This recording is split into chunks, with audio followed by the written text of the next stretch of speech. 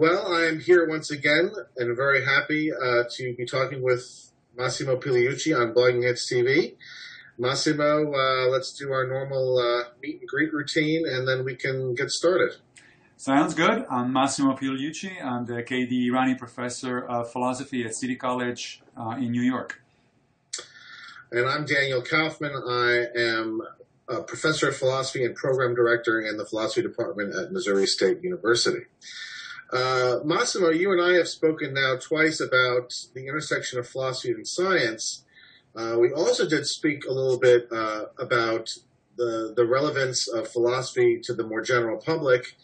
And today we're going to talk about some things that are maybe more in that latter vein rather than the former. Right. I wouldn't be surprised if science comes up again at some point. I was very interested in an article that recently appeared, that you wrote, that recently appeared on Scientia, Salon, your web magazine, in which you talked about your recent interest in and forays into Stoicism, Right. the ancient Greek and Roman philosophy of Stoicism. And I wanted to talk to you about that today. Maybe you could start up with talking about why you've had this sudden interest, or maybe not sudden interest in Stoicism, and what have you found? Right. Is it possible for the interest to be both sudden and not so sudden? Yes. I'll explain. So, yeah, the recent interest is in fact somewhat sudden, and I'll tell you, I'll get in a minute or two how I got there. But I, of course, had, as you know, a long-standing interest in virtue ethics, and of course, Stoicism is one type of ancient virtue ethics.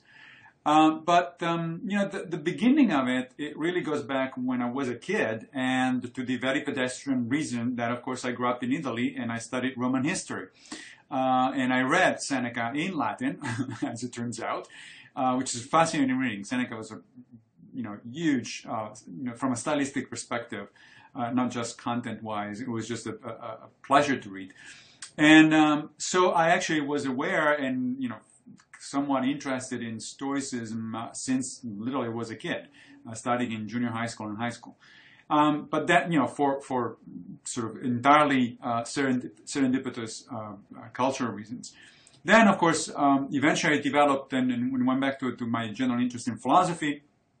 And I realized that even though my field is philosophy of science, I do have a strong interest in ancient philosophy, in Greek and Roman philosophy in particular.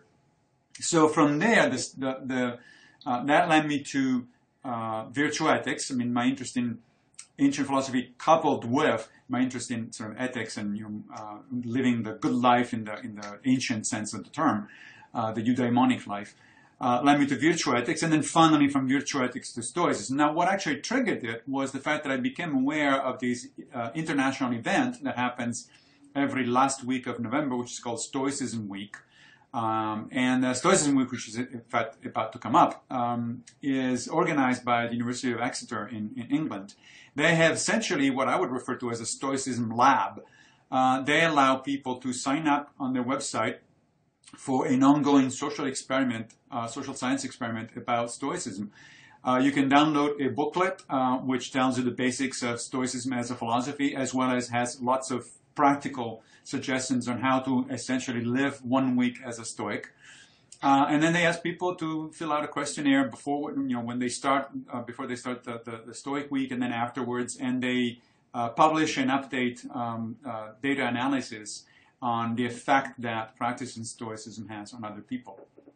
So it's a social science project trying to see the efficacy of stoicist ideas on what? People's mental health, people's happiness? Both to some extent. I mean, it is actually a philosophy project because the people that run this thing are philosophers, but they are interested in what they refer to as evidence-based philosophy, mm-hmm. and which is kind of an interesting, of course, to be distinguished, by the way, from experimental philosophy, which is a whole different thing. Yes. The idea basically is this. Look, Stoicism was born as a very practical philosophy, which, of course, today it sounds almost like an oxymoron, unfortunately, because philosophy has become essentially entirely, or almost entirely, a academic discipline, very narrowly specialized, just like any other academic discipline. Honestly, it's not just philosophy. You know, if you're talking about literary criticism or science itself, they all become very specialized. But of course, for the ancients, philosophy was a very practical pursuit. It was about how to, you know, finding out how to live a good and moral life as a chief objective. But Stoicism in particular was definitely one of the most practically oriented philosophies that developed in Hellenistic Greece and then during the Roman Empire. Its main competitors were, you know, things like Epicureanism and Cynicism. Of course, Cynicism at the time didn't mean what it means today. Right. It was a sort of a minimalist style of life and of philosophizing, but nothing to do with what we mean today by a cynic, being a cynic. So Stoicism started out that way as a very practical set of an exploration of a very practical way of living your life. Now, so it makes sense that today philosophers who are interested or practice Stoicism also want to know if, in fact, it has effects on the way people look at the world, the way people react to events in the world, and so forth. In other words, to ask whether the practice actually works. It is also to be noted, as you know, that Stoicism is very deeply related, and it was inspirational to two of the most successful type of psychotherapy that we have today. One is logotherapy, and the other one is cognitive behavioral therapy. Both of them were clearly inspired by Stoic practice, and of course the therapies aspect went into sort of very, very much only an applied sort of psychological look at things. Stoicism has maintained also a foundational philosophical approach. It's not just about the practice. Yeah. And it's easy to forget that these ancient Greek philosophers, they themselves didn't make these sorts of distinctions between sort of academic pursuits and then the pursuits of, right. I mean, Aristotle's famous his theory of catharsis with respect to tragedy is in a sense a kind of psychological approach to the arts, employing the arts. Today we would call this art therapy. Yeah. You also, before we start getting into some of the details on Stoicism and also on the difference between the classical version and the sorts of the modern, your modern interest in it, there was another motivation that you indicated in the Scientia Salon piece, which I actually found personally the most interesting. And that was, I'll say it briefly, but then you're going to have to explain it because it begs explanation. You said, I need to start preparing for my own death. Yeah. And maybe you could talk a little bit about that dimension of the motivation and explain a little bit what you mean by that. Right. And as far as I know, that moment, by the way, is a long way away, or at least I hope it is. Yeah. Meaning I don't have any urgency that I'm aware of. Of course, as the Stoics would say immediately, fate permitting. That is, right. that was sort of the Stoic reserve clause to anything. It was like, I'm thinking I'm doing this, but fate permitting, because things might turn out differently, because the universe has different plans. Now, yes. So preparing for your death, I've actually been interested in thoughts about my own demise, and since I was really young, and since I was a kid. And nothing morbid about it. I mean, it's not like I'm scared of it, no more than anybody, I think, is. And certainly not obsessed by it. But it's just like, okay, from time to time, my thinking goes in that direction. Say, I wonder, how I will sort of approach that moment. Will I be aware of it? How will I handle it well? And that sort of stuff. So for somebody who has always had that kind of interest, among other things, in death, it's sort of sound natural to approach again Stoicism, which is supposed to be one of those philosophical approaches that prepare you to that point. But also what happened, of course, is that recently I turned 50, and several things have happened in my life in this year in particular, and including this wonderful new job that I got at CUNY College, and I moved to a really nice place in New York, and so on and so forth. Relationship-wise, things are going well. But all of that, it's still, the 5-0, as arbitrary, of course, as a date as it is, sort of makes you ponder and say, okay, so I'm at this point in my life, I feel good about what I've done. I have reasonable prospects to keep going and enjoy what I have for a long time. But then what? And so it makes you it puts you in a mood of thinking a little more long term, and particularly, of course, thinking about sort of the end game. So when I was in the meantime sort of discovering or rediscovering Stoicism, one of the things that immediately came to mind was, this not only can be helpful as a practice right now, but it can also be helpful to better prepare to something that I always wanted to be better prepared for. So you were already investigating this before. So I had this image of you having this sort of very highbrow midlife crisis. And rather than buying a sports car and getting a 19-year-old girlfriend, that you decided to sort of start researching Stoicism, but that's not how it was, I gather. No, in fact, it looks like if you want to talk about midlife crisis, recently I'm having about one a decade.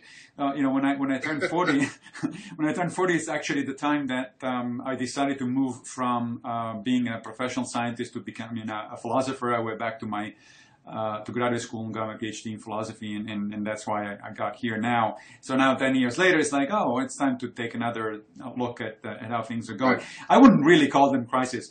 I would call them, a good excuse, again, as I understand it, and I completely acknowledge it, that these dates are entirely arbitrary, but it's a good excuse for pausing and reflecting on sort of the big picture, which I think is something that we should all do at some point or other, and repeatedly in life. Again, you don't want to be obsessed by it. You don't want to do it every minute, otherwise you don't live your life.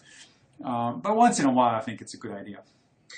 Okay, so maybe the way into this is to first of all talk a little bit about your understanding of how the ancient Greeks viewed philosophy as a kind of guide to life, in contrast with the modern, very professionalized and academic notion. Then specifically what you found in Stoicism, and then also what is involved in modernizing, making this useful to you in a modern context. Maybe you could talk a little bit about those things. Oh, those are all excellent questions. So let's start with the ancient view of philosophy versus the modern one. So as you mentioned a minute ago, philosophy and psychology were one thing until actually fairly late, until the late 19th century. Until William James, right. If you want to pick a name, started sort of spinning out psychology as an independent discipline. So Aristotle and Epicurus and Zeno the Stoic, not to be confused, of course, with the Zeno of the Paradoxes, who was a pre-Socratic philosopher, and so on and so forth, and Plato.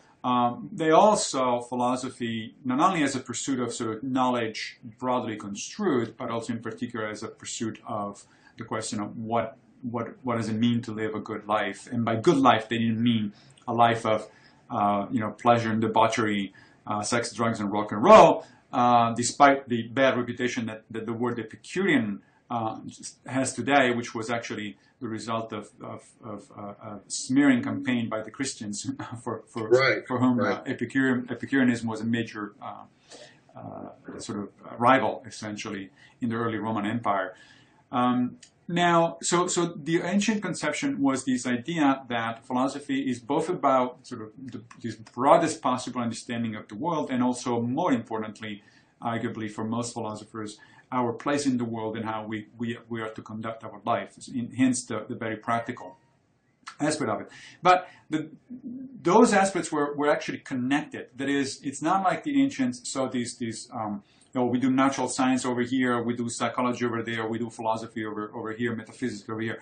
It was all one bundle. In fact, talking just about the Stoics in particular, the Stoics famously had a tripartite notion of their philosophy. They had three different aspects to their philosophy. One that they refer to as logic, one that they refer to as ethics, and the other one that they refer to as physics. But they saw the three of them as very deeply interconnected, not as three different things that they were doing. What they meant by logic was not just what we mean today, it was also that, because the Stoics, by the way, they contribute significantly and originally to the development of logic, right, as we understand it today. But they were also interested more in general in developing a theory of knowledge. They were interested in rhetoric. They were interested in argument and discourse. So very general in how to think rationally, essentially about things. The physics, what they call physics, actually included what we today would call natural philosophy. So all of science, essentially, not just physics per se, but also metaphysics. Right. So sort of the deep understanding of or way of thinking about the nature of reality. And of course, you can see once you define them that way, you can see how they thought that both of these two would actually be crucial for a good understanding of ethics. For the Stoics, you couldn't really practice a good ethical life unless you understood something about the way the world is. So you had to get your physics and metaphysics straight. And also, unless you could, you had a good understanding or knowledge of human reasoning, so you had to get your epistemology and your logic right as well. So these things were all together. Now today, of course, if you talk to a philosopher who specializes in logic and you say, so what do you think that implies for your ethics? He's going to stare at you with a blank stare, and it's like, what the hell are you talking about, right? Which I think it's unfortunate. I mean, to some extent, it is inevitable. It's too easy to bash sort of academic philosophy for being disconnected from the world. As I said a few minutes ago, every academic discipline is to some extent disconnected by its own nature. We live in an environment as academics where if you want to pursue an academic career, you have to publish something original, and especially in philosophy, since people have been publishing original things for 2,500 years, it gets increasingly difficult to find something new. So you get increasingly more specialized. So I'm not blaming necessarily academia per se. What I am, however, concerned with is the fact that modern academics and modern academic philosophers don't see a value, many of them, there are exceptions, I think I'm one of them, but they don't see a value at all in sort of practical philosophy, in bringing philosophy back out to the public and as an alternative to religion, for instance, as a way to think about how to live your life. In fact, not only they don't care about it, but often they're positively hostile to it. They think it's a waste of time, or it's a sort of cheapening of the discipline and that sort of stuff. And on that one, I couldn't possibly disagree more. I think they're profoundly mistaken on that. Yeah, I mean, it's fine for us to blame philosophers because we're philosophers. We have to police our own. We'll let the others police their own disciplines. But I do think that the philosophers in this regard made one fundamental choice that sort of forced them down this road, and that is they chose to disciplinize in the same manner as the sciences. Yeah. With the idea being that simply because in the sciences breaking up the questions into smaller and smaller pieces yields fruit. Right. That the same would be true in philosophy. But I think that that's actually wrong. I think that in philosophy, while there is some fruit to be born by breaking the questions into smaller pieces, there's more fruit to be born from connecting the pieces together. Yeah. And I don't think it's a surprise that the people who work in logic have nothing to do with the people who work in ethics, because we're treating this like you would treat different subjects in the sciences, right, as having no relationship to each other. Right. And if you think about, no, I think you're right on that. Although again, to be fair to the philosophers, which in this case means to be fair to ourselves,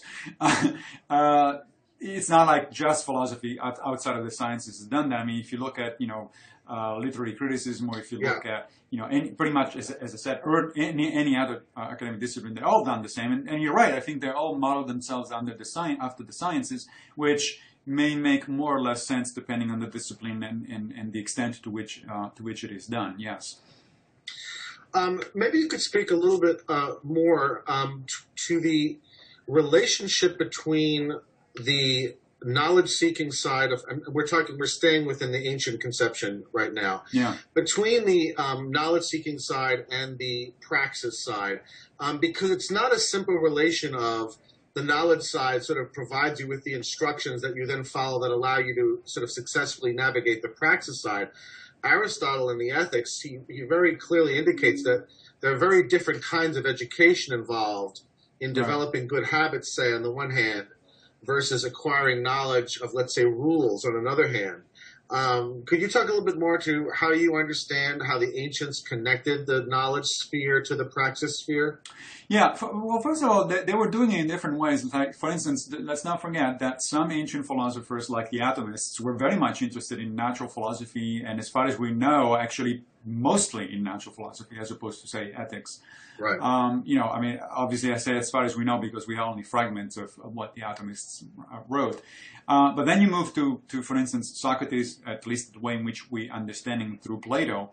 And Socrates had pretty much no interest in natural philosophy. I mean, he was famous for never leaving the city of Athens. He thought that there was nothing in nature that could possibly be teaching him anything about ethics. Now, that seems like maybe that was a caricature, maybe that was just Plato.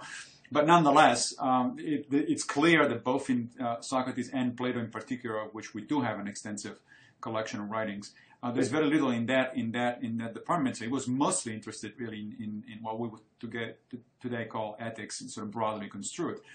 Aristotle went back to have interest in both. I mean, obviously, we remember him for the Nicomachean Ethics just as much as we remember it from for the physics.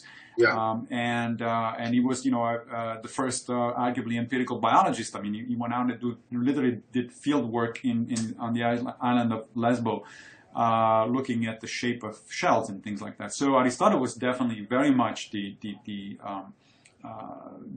kind of person where all of these things were of interest, but they didn't necessarily inform each other in the way that I described a few minutes ago. I think that the description that I gave earlier of a pursuit of logic and physics in focus not entirely, but to a great extent into the feeding into ethics, that's really a Stoic perspective.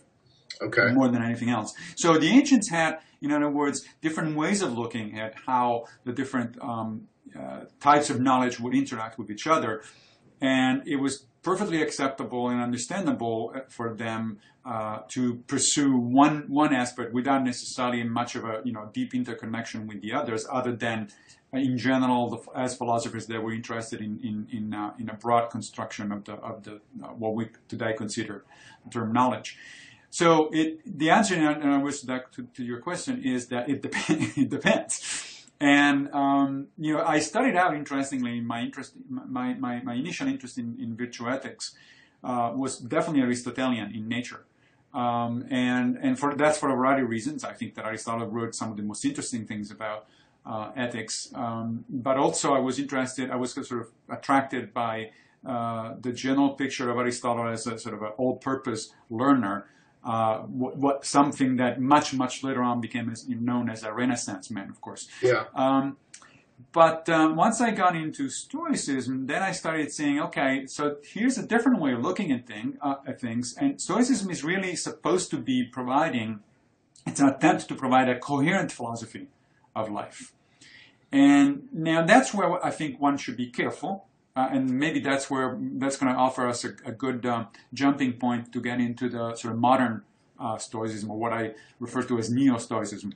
Yes. And that's so because the warning there is, of course, the cautionary warning there is that be careful any time that you hear about a all-comprehensive philosophy of anything, because comprehensive philosophical systems have a nasty tendency to sort of make up stuff as they go and not really, and become something of their own autonomous thing, which may or may not be connected with the way in which reality is. I mean, think about Marxism, for instance.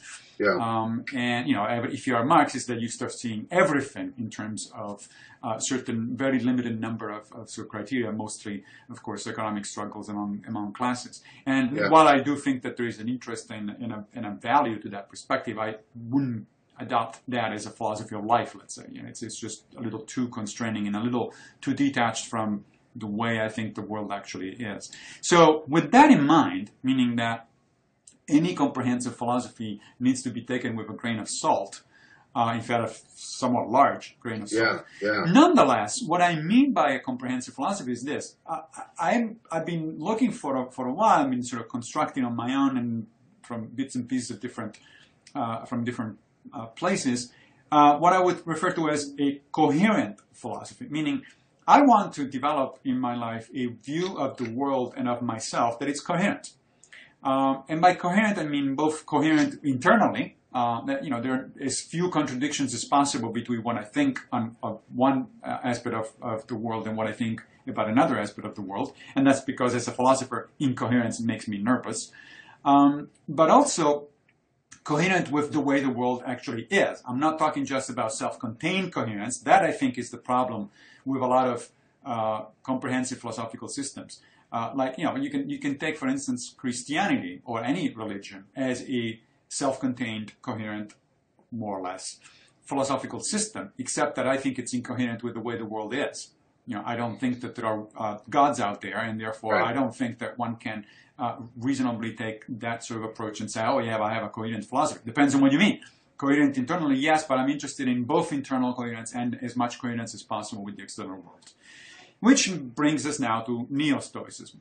Because, of course, the original Stoicism is not coherent with the external world as we understand it today. Not surprisingly, particularly in the area of physics and metaphysics. Right? Can you explain a little bit why? I mean, what is it primarily about the Stoic metaphysics? And you'll probably have to say a little bit about it, since Right. I'm sure much of the audience doesn't know it. It's relatively esoteric. Right. But what is it about the ancient Stoic metaphysics? Let's leave the physics out, only because the physics seems to me that the physics is ultimately a slave to the metaphysics, especially in the ancient Greek systems. Right.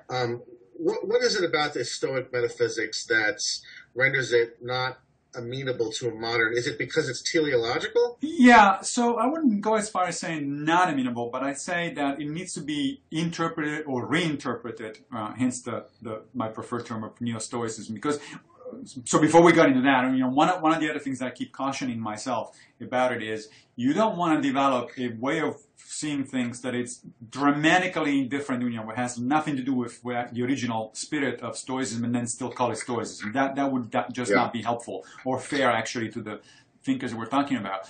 So you can call something Neo-Stoicism as long as it retains some relevant connections to the original idea. If it's entirely different, then forget it. Just come up with your own name. Now, what is it that Stoics thought in terms of sort of metaphysics? You're right that the physics is actually essentially secondary.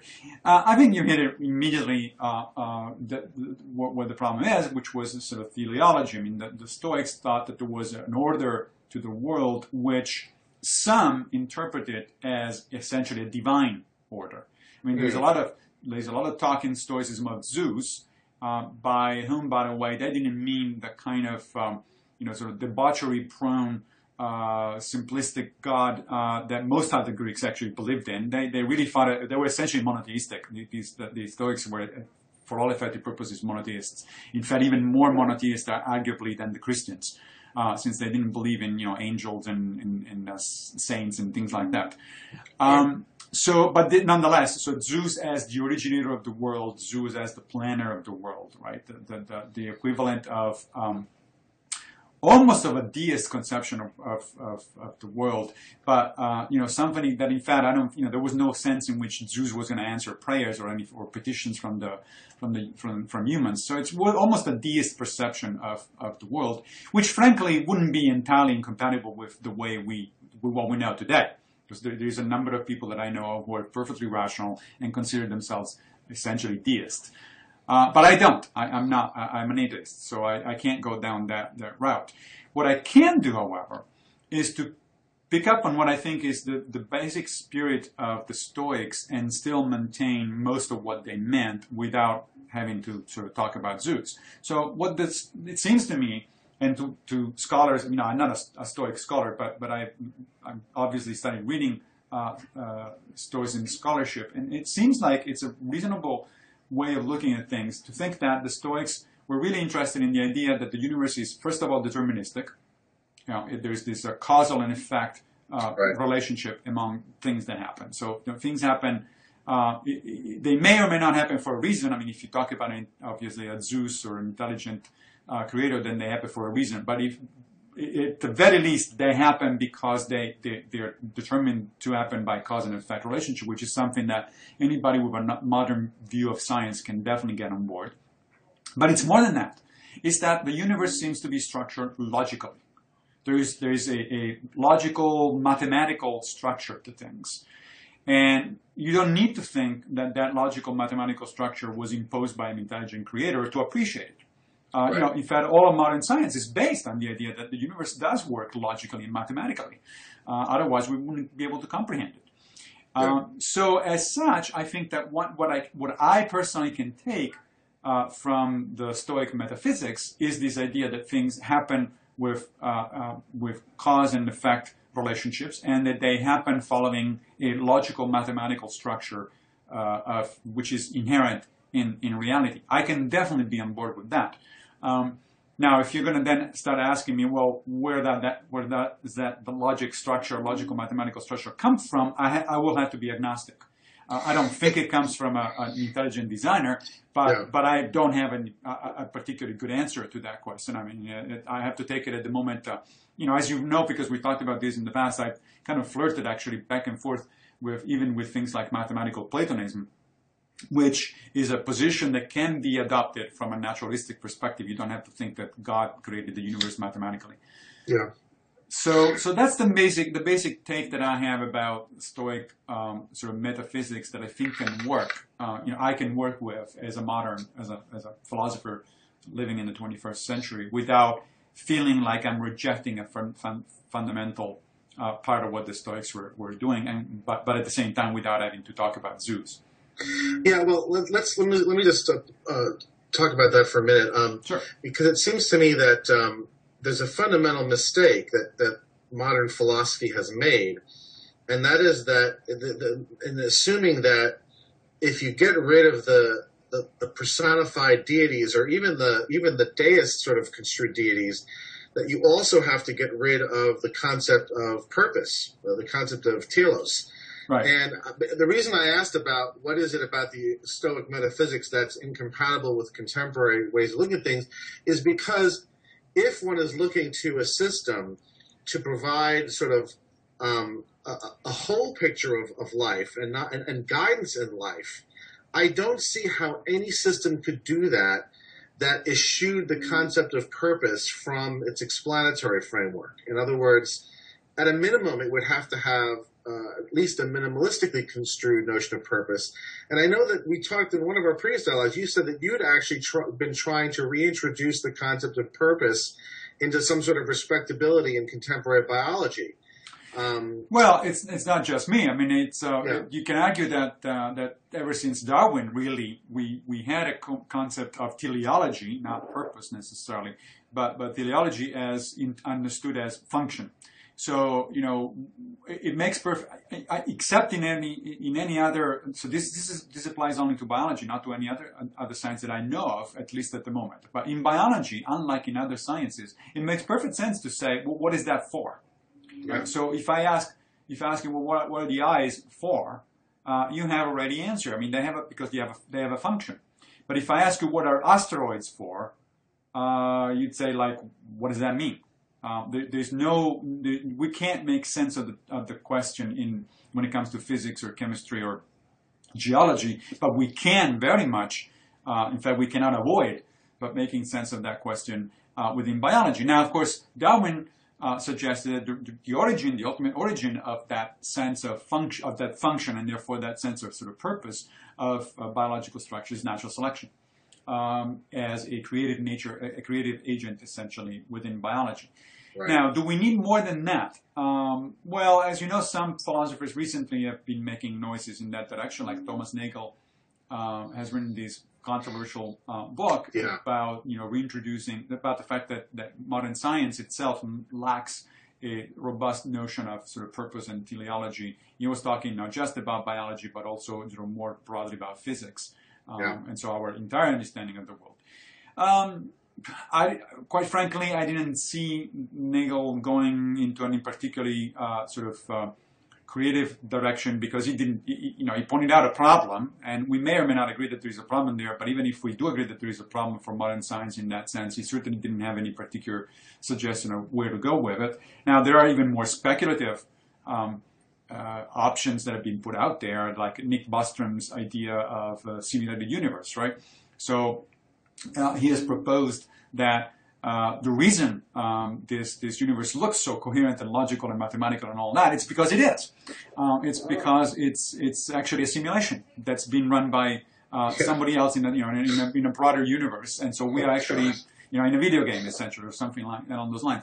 Interestingly, some physicists and mathematicians have gone that direction as well. I mean, I've interviewed Max Tegmark not long ago for the Rationally Speaking podcast, and he's definitely on board with that sort of view, although he doesn't come at it from a philosophical perspective, he thinks.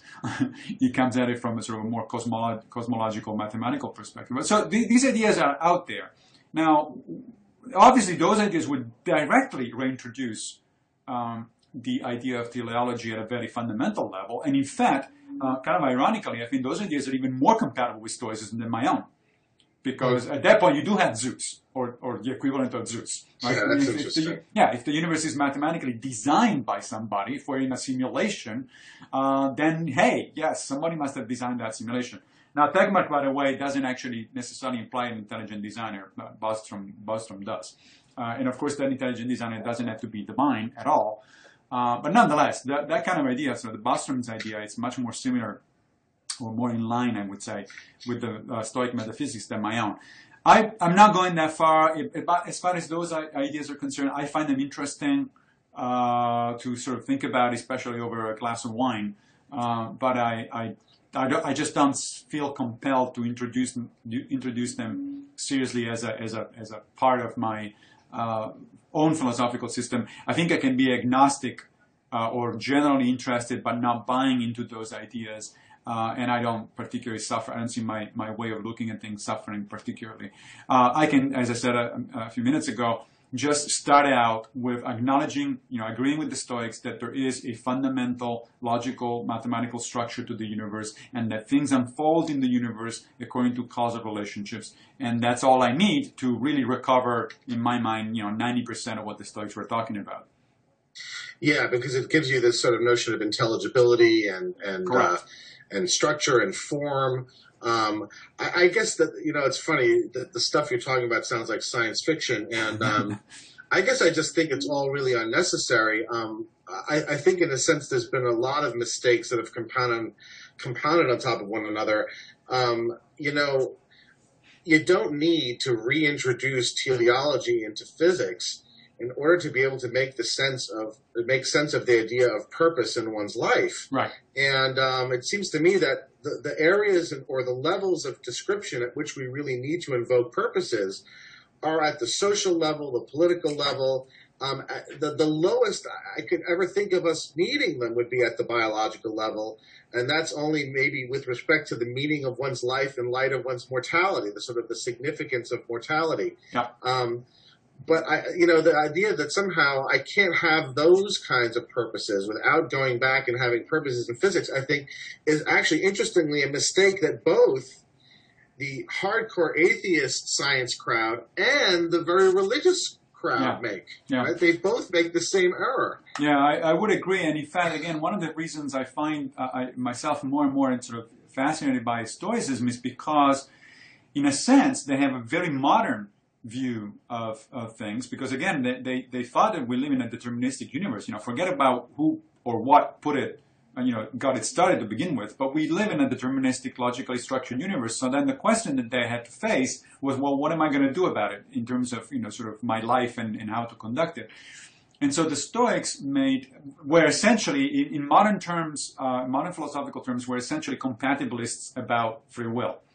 So those were the kinds of people that would think, like you just said a minute ago, that I don't need a teleology at the foundational level in order to find meaning in my life. I make my meaning in my life, even though I realize that the universe is in fact the result of cause-effect interactions. So you own your meaning, you own your life in the sense that you are the one who makes these decisions about how to go about it. And we all make I would hope that it's uncontroversial that we all make decisions in life. Whether those decisions were sort of fated to be that way from the beginning of the universe or not, quite frankly, I think it's a relevant question. It's a red herring.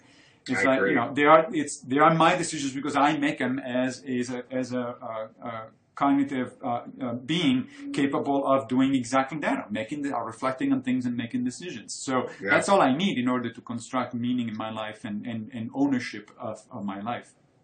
No, I really like that, and maybe this is a good place at which to have you talk about the Neo-Stoicism, what this looks like in its details. I really like this idea that of in a sense a philosophy of life that's immune to the determinist critique in a way that the Judeo-Christian is the opposite. Right. It's very vulnerable to it, right? Right. The Judeo-Christian requires a substantially libertarian conception of freedom of the will, at least in many of its their incarnations. And I like this idea of kind of an equally ancient philosophy that is somewhat immune to this problem. That's right. That then can be modernized and updated in such a way that it can be useful in the contemporary world. And speaking of utility, as we mentioned, sort of half an hour ago, there are connections between Stoic practice and cognitive behavioral therapy. And if there is one thing that we know about cognitive behavioral therapy, it is that it's one of the few types of psychotherapy that actually does work in terms of sort of actually altering and for the better human behavior.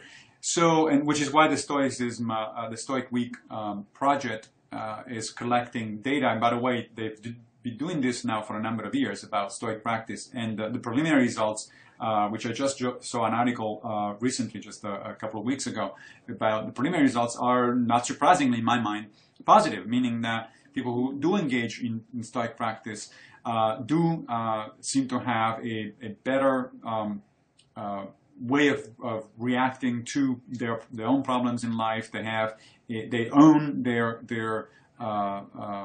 the way of doing things more, and they feel more confident. They feel more optimistic, actually, even though at the same time they are more realistic about what they can and cannot do. I mean, one of the basic precepts of Stoicism, for instance, is this realization of the difference between what one can affect and what one cannot affect. Yeah. And, I mean, most people are probably familiar with the Serenity Prayer, which is used in modern Christianity, which goes back only to the 19th century. But the Stoics had essentially their own version of the Serenity Prayer, 2,000 years ago. And they were making this, if you read Marcus Aurelius or Epictetus, they make this very interesting distinction. They say, look, you should feel responsible and concerned about the kinds of things that you can do and make a difference about. The rest is, it's up to the rest of humanity and to the rest of the universe. And if you can't do anything about it, there is no sense in getting upset about it.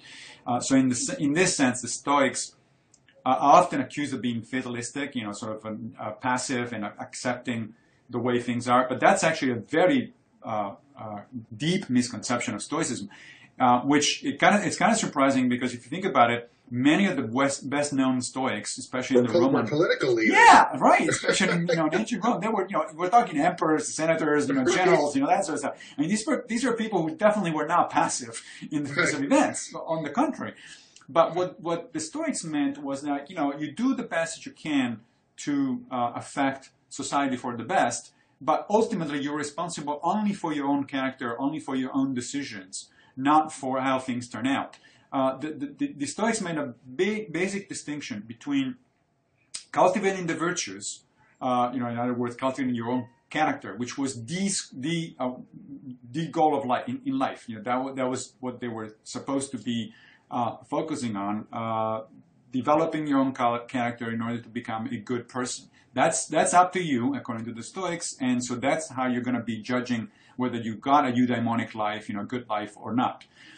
But outside of that, they made another interesting distinction between what they called indifference. So the indifference are everything that is not your character, anything that doesn't deal with your virtues, right? So whether I'm rich or poor, whether I'm healthy or sick, whether I'm famous or unknown, those are all indifference. And meaning that they do not make a difference for your character, for who you are as a person. And I think actually, if you think about it, most people, well, I don't know about most people, but a number of people today would agree with that. I mean, it's not the fact that you're rich or poor has very little to do with your own with the value of your character. I mean, you wouldn't presumably go up to somebody just because he's rich and say, "Oh, you're a good person," right. Or just because he's poor, "Oh, you're a bad person." Right? We think that those are essentially orthogonal. I mean, there are some connections, but they're essentially, logically at least, orthogonal.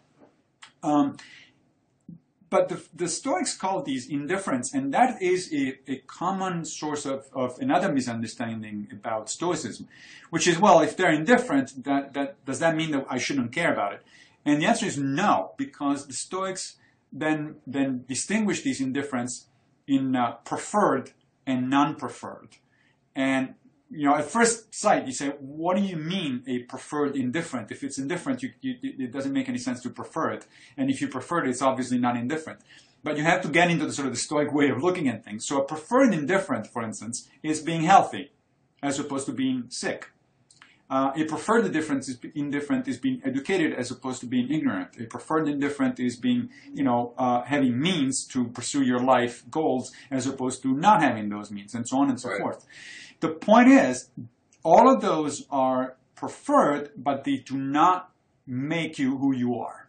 They don't constitute the essential part of your character. They don't make you a good or a bad person. In that sense, and only in that sense, they're indifferent, not in the sense they're not to be preferred. Which brings me back to the social activism of Stoicism. Unlike Epicureanism, and unlike, frankly, I would say Buddhism, Stoicism was very much a social philosophy. In fact, many Stoics referred to it as a philosophy of love. Love for other human beings and love for humankind at large. The Stoics were very much into the idea that you should enlarge the circle of things, of people for whom you have concern, first to your family and friends, and then to your fellow citizens, and then to your nation, and then eventually to the whole of humankind. In other words, to all rational beings. And in fact, some of them, the late Stoics, also would say to nature as a whole. They called that the notion of philanthropy, which didn't have, of course, the meaning that it has today. It's not about giving money to charity. It's about feeling a love for all beings, especially all rational beings, but in general all nature. So Stoicism is very much a philosophy of active social involvement and of emotions, positive emotions. That's yet another stereotype about Stoicism, that there was an emotional and cold. That wasn't the issue at all. The Stoics were interested in controlling the negative emotions. When you get upset, for instance, about how something has turned out, or because somebody is treating you in a certain way, for the Stoic, you're wasting your energy, your psychic energy. You're getting upset about something that really doesn't touch you as a person. It doesn't affect your character. And anyway, at any rate, you can't do anything about it because it has already happened. So that kind of emotion, you need to sort of develop ways to control it. But that's not to say that you don't have positive emotions, love being the chief one. So it's a really interesting, really intricate philosophy. The more you get into it, the more you say, wow, these people really have thought quite a bit about what they were doing and how to put it in practice in life. Actually, now that you described it this way, you described it really very nicely. It is very different from Aristotle in the sense that one of the things I noticed right away is that Aristotle actually gives much greater credit to external factors and to fortune with respect to one's flourishing. Aristotle says, even if you live what seems to be an outwardly successful life in every regard, your descendants can undermine it, such that it retroactively means you never flourished. And certainly, of course, the modern utilitarians, given the extent to which you can't control all the ripple effect outcomes of your actions, the goodness of your own actions are hostage to a lot of forces that are beyond your control. That's right. And it actually, the more you described it, I was actually thinking that there may be a lot of more connections between Stoicism and Kant than we give credit for. Because Kant, one of the reasons that Kant dismisses outcomes as morally relevant is because he really doesn't think we have all that much control over the outcomes. That's right. There are just too many variables that play into what the outcomes of an action are for us to really control it, and for it to really be a justifiable consideration in what we do. What he really says is, attend to your own will. Right. But I've never heard Stoicism mentioned in the discussion of Kant, unless I'm not up on my reading. No, it's unusual, but actually there is a little bit of scholarship of Stoicism that reinterprets it or makes connections, as you just suggested, to Kant, precisely for the reasons that you're talking about. But one of the things that I find interesting about Stoicism is also the fact that it's very much a practice. I mean, I've been now practicing as a Stoic, sort of quote unquote, for a number of weeks. This is very recent, by the way. This development is very recent. Could you describe what that involves, practicing as a Stoic? Yes. So there are, as I said, people that are interested can obviously read my article in Scientia Salon, which does have a sort of a general overview of the whole thing. But it also is more to the point. You can download this manual for being a Stoic, essentially, from the Stoicism Today website. These are the people at Exeter University who are responsible for Stoic Week. Right. But basically, here it is. So I start my day with the morning meditation. And the term meditation in Stoicism is very, very different from the equivalent term in Buddhism. While Buddhism is about essentially what I would say really mindlessness as opposed to mindfulness. I mean, I know that Buddhists do use the term mindfulness, but the Buddhist meditation, which I had practiced a number of years ago for a little bit, is really about emptying your mind, sort of get your thoughts out of the way and sort of get into these very calm, very tranquil space. For the Stoic, it's exactly the opposite. You want to focus your mind on whatever the challenges of the day ahead are. So the morning meditation is about visualizing your day and preparing for the challenges by specifically listing what is it that you're going to be having to deal with today, and which one of the virtues or which ones are the virtues you will need to draw on in order to assess those challenges, to take on those challenges. The virtues, by the way, the Stoics, different Stoic authors had different lists of the basic virtues. Aristotle, which of course was not a Stoic, had 12 different virtues, and so it depends on who you ask. But for all effective purposes, Stoicism really is based on the so-called four cardinal virtues, and these are self-control, wisdom, courage, and justice or equanimity. And so you begin the morning meditation that way. Then you also do something called the visualizing sort of the big picture, the view from above. You close your eyes and you think of yourself first as an individual, and then as an individual, a member of a large society, and then a member of that society as part of a broader nation, and then nation as part of a broader planetary population, and then if you can zoom even out there in the solar system, the galaxy, the local group. The idea is to put yourself in perspective, that you're a very little cog in a huge universal mechanism or ensemble. What's the aim of that particular step? Is that to sort of instill a kind of humility in what one does? That's right. Mm-hmm. Is that you're not the center of the universe or the world or even your own city. So you need to be looking at things from a certain detached perspective, essentially. So that's the second thing you do in the morning meditation. By the way, the whole thing my morning meditations last only about 10 minutes, maybe 15 minutes at most. The third thing you're supposed to be doing is the premeditatio malorum, or actually I should say premeditatio to use the correct Latin. That is, you visualize a really bad thing happening to you today. So you ask yourself, for instance, what would happen if today all of a sudden I was injured seriously and I had went to the hospital, or if I became poor, or if I lost my job, or if I lost my relationship, or a dear friend, or even if that, of course, if you die. And the idea of this is not to get in a broody mood, or it's like, oh crap, something like that could happen. In fact, it's sort of the opposite. It's like you visualize it, and then you say, okay, so that's really not as bad, is it? It's not going to affect my character. It's not going to affect who I am as a person. It cannot change who I am as a person, and therefore it's indifferent. Indifferent in the sense of earlier described, not in the sense that it doesn't matter whether you're alive or dead, or whether you're in the hospital or not, but it's indifferent to your moral character, and therefore it's much less impactful than you might think of. By the way, this particular technique is very well developed in cognitive behavioral therapy to deal with depression, and it is actually apparently somewhat effective in doing so. So that's the third thing. The final thing that I do in the morning meditation is to pick a Stoic saying from one of the classic authors, I have developed, as I go with my readings, I've developed sort of my own database. I have a spreadsheet of quotations, which actually at some point I might publish so that other people can use it. I was going to say you should publish that. Yeah. I'm going through a few more, and then I'll probably put it out there. But so you pick one of those, and they tend to be very short phrases, and you reflect on it. You repeat it 3 or 4 times, and then you reflect on it on the meaning of it.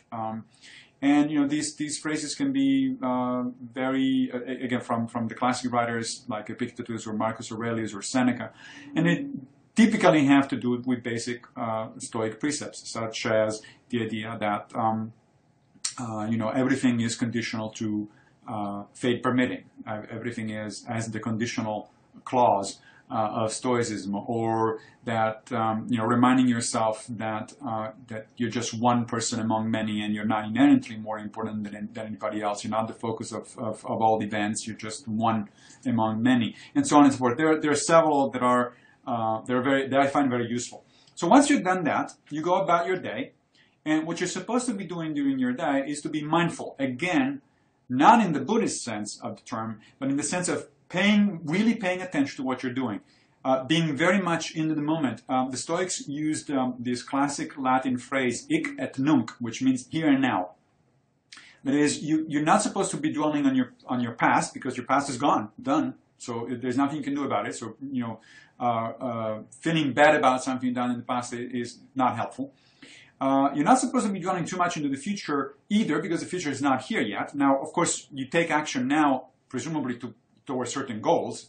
It's not ignoring the future, but you don't worry too much about it. The only thing you can worry about is what you're doing right now, and you have to constantly pay attention to what you're doing, and also, at least from time to time during the day, ask yourself whether what you're doing is making things better in general for other people. Remember the connection that I said early on about Stoicism being very much of a sort of socially oriented philosophy.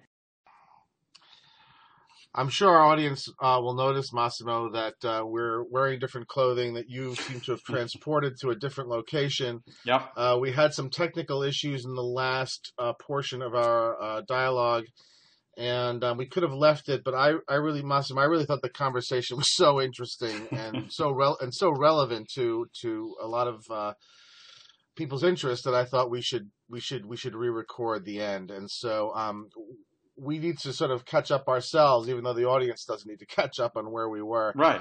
Massimo, you just given a really interesting account of your daily regimen practicing what you're calling Neo-Stoicism. Right. You described to me a morning meditation that included three basic elements. This what you call the view from above, where you imagine your relative place in society, the world, and the larger universe, and understand that you're a small part in a larger system. The next was that you try to visualize a terrible thing happening to you right. that day, and it helps you to sort of realize that even the worst things aren't so bad, and more importantly, that a lot of those bad things don't really affect your character and shouldn't affect the sort of the choices and the decisions you make and the way you feel on a daily basis. Exactly. To use the Stoic sort of way of phrasing it, those would be this preferred indifference. Right. So you don't like them, but they don't really affect your character, who you are as a person. And you have defined that, so I won't ask you to define it again, at least not at this moment. And the last one was, you pick a Stoic saying from the classic Stoic writers, and the idea is to sort of connect with fundamental Stoic principles. Right. You also said that in the conducting of your daily business, you really focus on the here and now. The past can't be changed. And the future, though it does hold our goals and our ends, is not here yet. That's right. And so I thought that this was really interesting. And what I wanted to ask you about it was, it does, though, strike me as quite intellectual. And you think?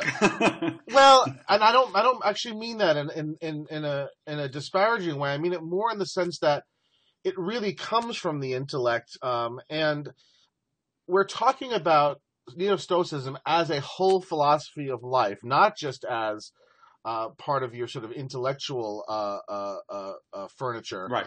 And I'm curious, what is the mechanism by which Stoicism expects the emotions to come along for the ride? In other words, for example, two of the three things that you list in your daily regimen, one of them being this view from above and the other one being this visualization of a terrible idea, I can definitely see the benefits of doing these, but I can also see them having really quite negative effects.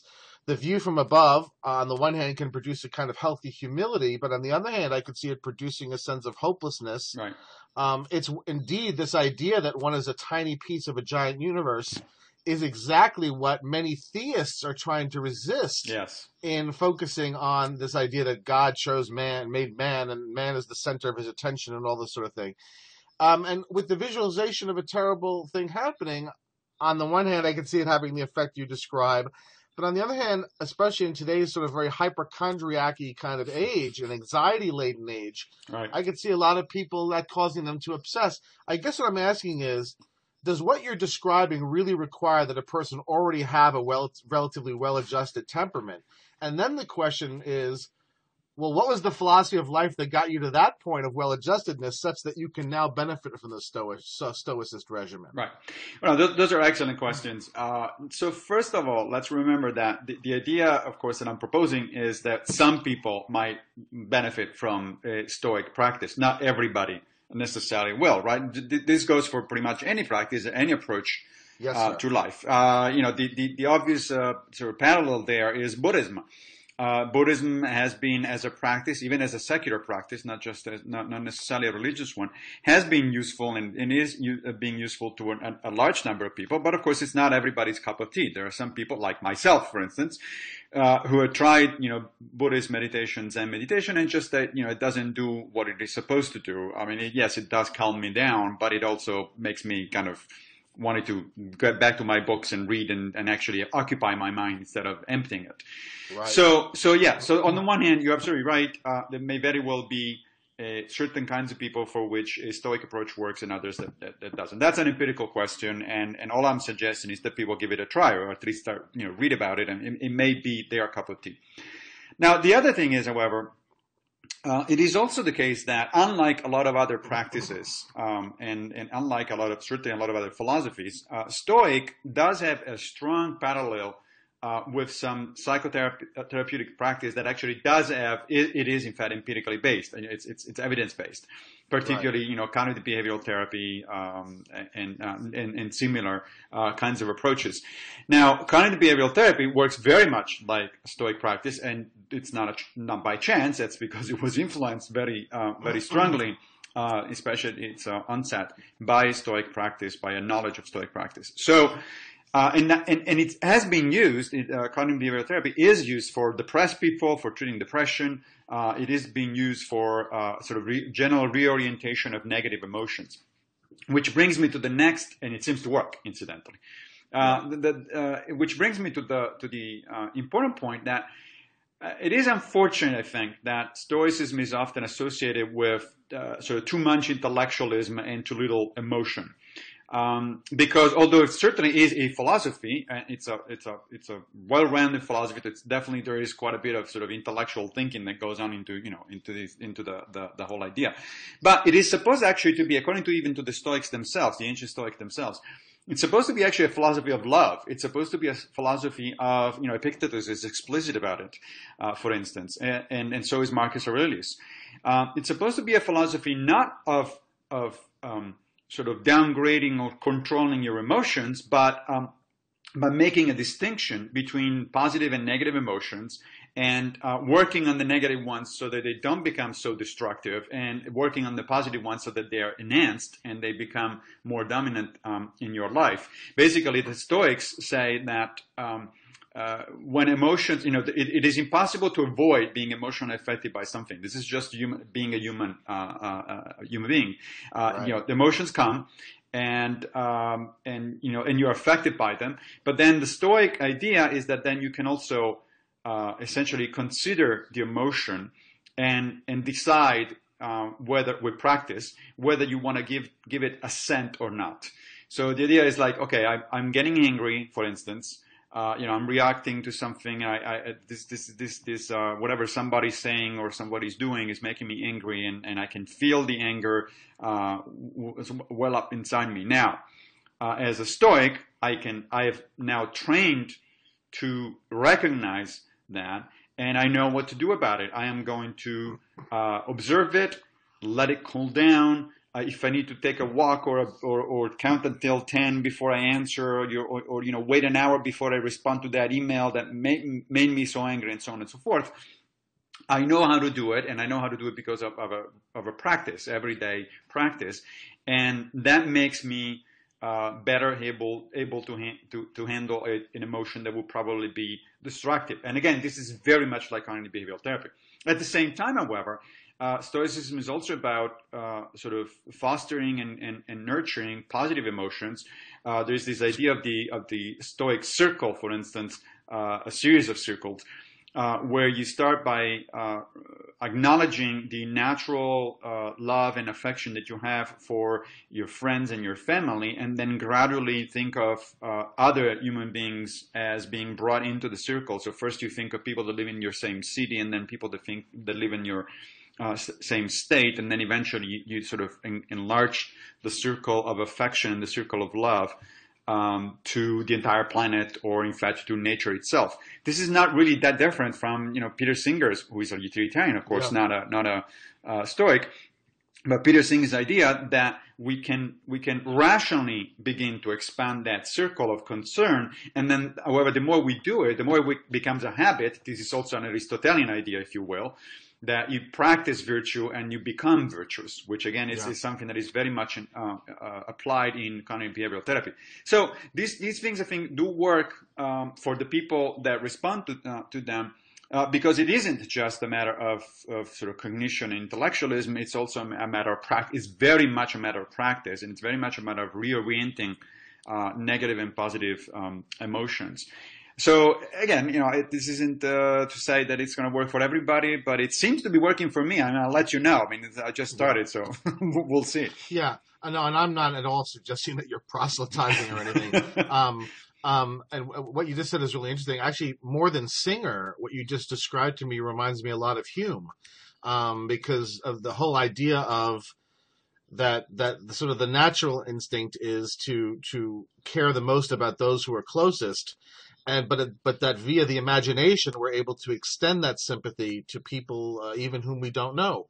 That's sort of at the heart or at the basis of justice, right? That's the right. Virtue of justice. Yes. It also reminds me, and I think maybe part of the answer to my question is to suggest that maybe I'm perhaps artificially, and not that I'm doing this, but that this is a very modern predilection to artificially separate the intellect from the emotions. The Greeks never would have made such a distinction. Right. And Aristotle himself says that you really don't have the virtue, on the relevant moral virtue, until you sort of feel it, right? Until you get pleasure from it. Yes. Until that's the sign that you actually really have it. That's right. And aren't just intellectualizing it. And that's right. And actually, an interesting point here to make is that although you're right that sort of a lot of modern philosophy, especially a lot of modern moral philosophy, would definitely make a major distinction between sort of the emotions and the intellect. Analytic philosophy itself is based on it's a very intellectual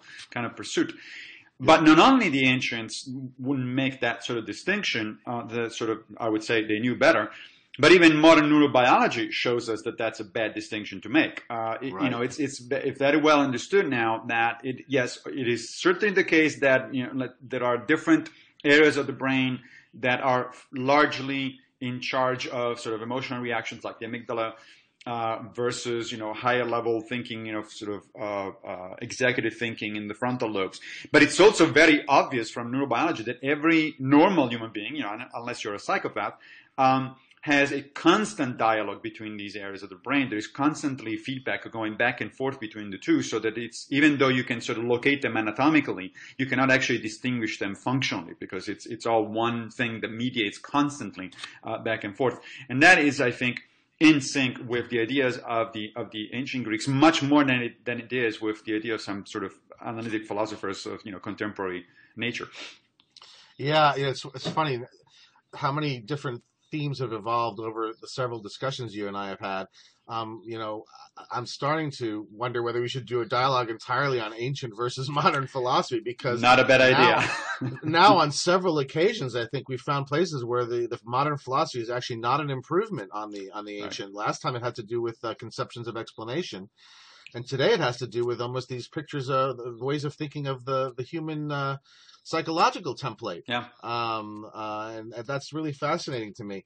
The last thing that we had discussed before, when we had the technical glitches and I didn't realize that we weren't recording, that I wanted to talk to you about was something that occurred to me while I was reading your post on Stoicism and Scientia Salon. Yeah. And this may be due to the fact that my attention was overly drawn to your dramatic remark about needing to prepare for your own death.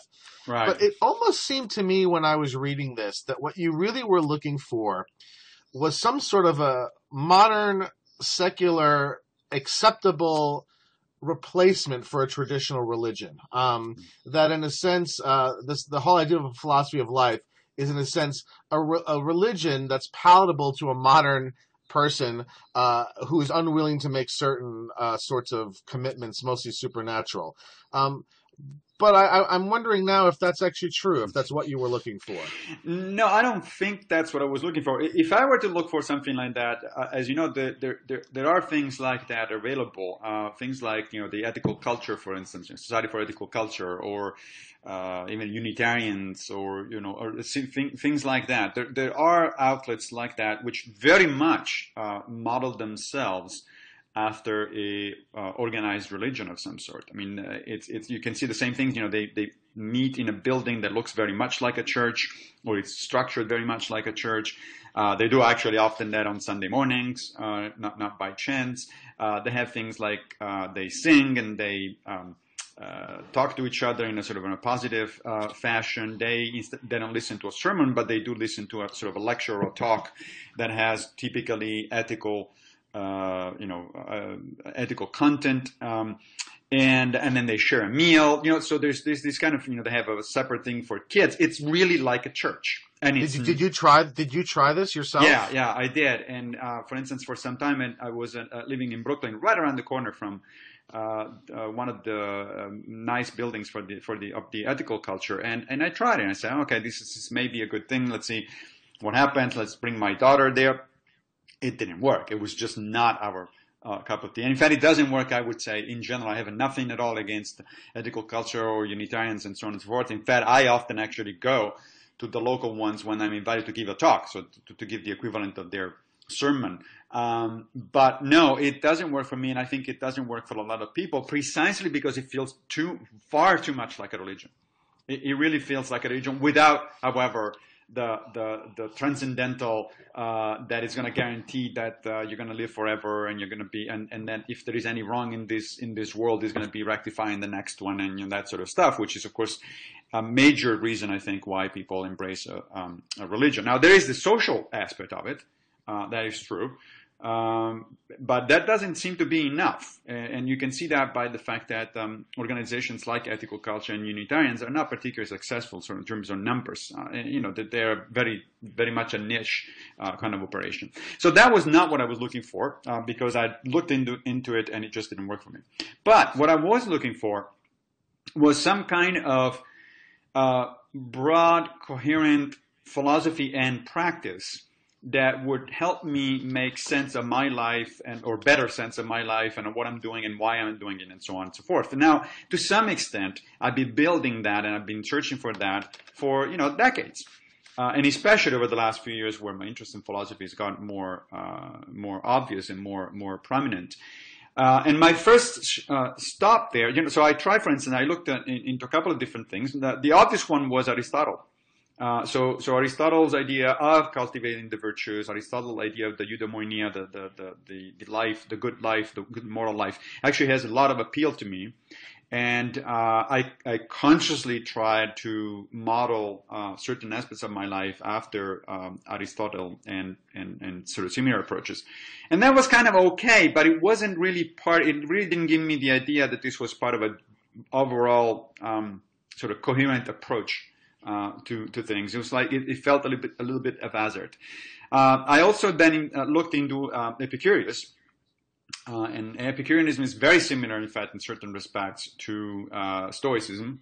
The Epicureanism was the major rival school of the Stoics at the time in Hellenistic Greece and then in ancient Rome.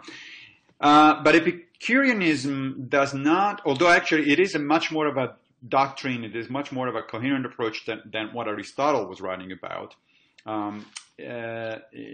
It really didn't feel like a good match. And it didn't feel like a good match for the simple reason that Epicureanism is, in certain respects, a lot like Buddhism. It does, in fact, actively practices sort of detachment from society. You don't, for an Epicurean, there's no sense in getting involved in politics or, for instance, or in social change because it's not going to happen. It's very likely, very likely going to be disappointed. And so it's very much an inward-looking philosophy to some extent, although for different reasons. I think Buddhism is as well. Yeah. Stoicism, on the other hand, is the opposite. I mean, think about the major Stoics were all emperors and generals and senators, and these were people that very much tried to, and in some cases succeeded in changing the world. So Stoicism is very much a philosophy of action, as much as it is a philosophy of love and of emotions. And so it resonated better and better. And at some point I decided, well, why don't we make take the leap, and instead of just reading about it, and instead of just sort of pondering the different varieties of ancient philosophy, why don't we try for a while, for a few weeks, this idea of actually practicing as a Stoic. So practicing the morning meditation, the evening meditation, the mindfulness during the day, trying to achieve a flow to your day, which is what Epictetus and Chrysippus suggested. So that's what brought me there. And everybody can do this, by the way, not only on their own, just I've been doing it for a while, but also because once a year there is this event organized by Exeter University in England, Stoic Week. Yeah. Right. Yeah, which we talked about. Right. Yeah, so that one fascinating. That one is, it allows you to be part of that experiment, essentially. If you want to help out, collect data on Stoicism, that's a good way to do it. It's a fun way to do it. What kind of community is that? What sorts of people have you found involved in the sort of demographically? Have you found involved? Are these people that are refugees from traditional religions? Are these people who are atheists who have always been atheists but who now feel a need for greater meaningfulness and sort of consolation in their lives? What sort of people have you found there? That's a good question, and I don't have systematic data. I'm sure the people at Stoic Week actually do, because they keep. What are your impressions? Yeah, so I can give you some impressions by the fact that I spend a little bit of time every day on the Stoicism Today Facebook page, which is where their sort of social interactions happen, basically across the globe. And they tend to be, people tend to be secular in nature, although there are some religious people. There's a number of significant connections between Stoicism and Christianity, for instance. So there are some Christian people. There are some people who are interested in Eastern religions or practices that come at and want to compare Buddhist versus Stoic meditation. So there's that. I do have the impression that it's mostly people in their 30s, 40s, and beyond. And most of the contributors that I see there, unfortunately, are white males. There's not a lot of diversity there. That I don't think it's the fault of the Stoic Week or the Stoicism Today sort of effort. It just happens to be, in order to get into Stoicism is not exactly like Buddhism, which is so popular now it's so present in the popular culture in the United States. Very few people have not heard of Stoicism, and if you're not interested in ancient philosophy, you're unlikely to have heard of it. And there's entire demographics, as we know, that are not particularly attracted by philosophy in general, let alone ancient philosophy in particular. So now, of course, I assume that people at the Stoicism Today project are aware of it, and they're sort of trying to do some kind of outreach. It would be nice to have more diversity in that sort of community. Now, in New York, in particular, there is actually a Stoic meetup so there is a group of people who actually meet in person physically to sort of talk about Stoicism and compare notes on their practice. I have not been yet, so I don't know how diverse those are. I'm planning and finding a weekend. They meet during the weekends, finding a weekend where I can actually stop by and see what's going on there. That's really interesting. I know that you sent me a list of links, Stoic links, and the Blogging Heads people will put them on with our dialogue so people can check this stuff out. I guess the last thing I wanted to say, and maybe sort of talk a little bit about the choices I've made. When we talk about, we're talking about developing a sense of meaningfulness in one's life and also finding a source of what's broadly called consolation. Yes. And to me, meaningfulness ultimately derives obviously between my relationship between me and what I'm doing, and also between me and the other people with whom I'm connected. And that's right. On that side of it, it stems from both the sort of the depth of that connection, and as well as its nature. And what I'm wondering about is the way that I typically think of being connected to others often centers around major stage of life events. Yes. Children being born, people coming of age, marriages, and these sorts of life cycle events, deaths, obviously. Right. And these, in traditional religions, are highly organized. And so the example that I gave you when we got cut off was I just recently attended a bat mitzvah. Yeah. We're a Jewish family involved with our local synagogue. It's a Reform synagogue, which means it's very modern, very liberal. I would say if the people, the congregants hold any supernatural commitments, they're minimal to none. Simply because of the demographics, the sorts of people that belong. They're all highly educated. They're doctors and lawyers and professors and things like this. Right.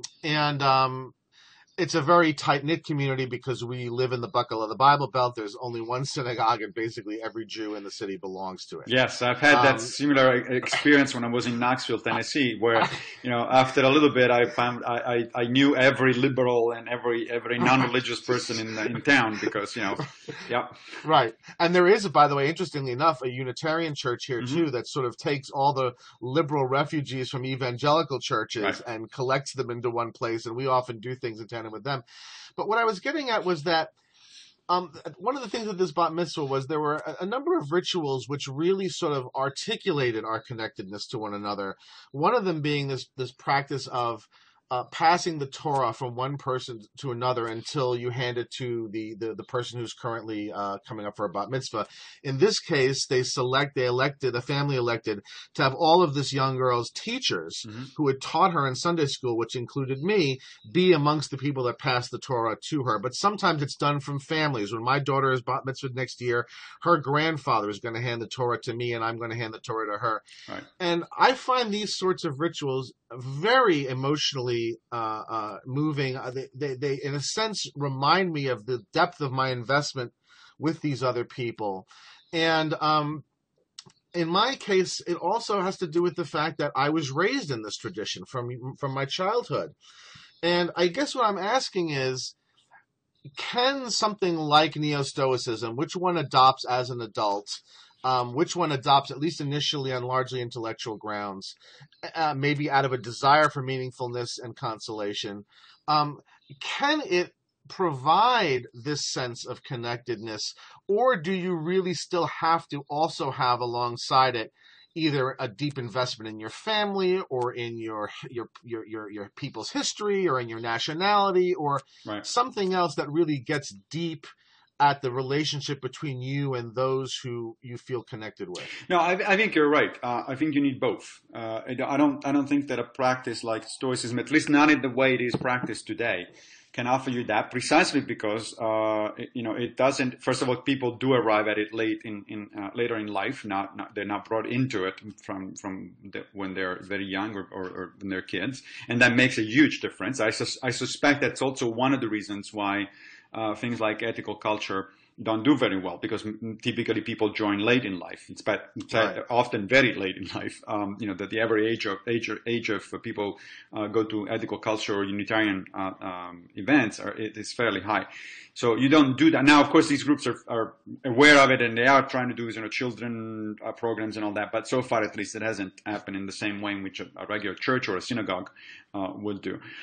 So Stoicism has nothing like that. It's not an organized religion to begin with.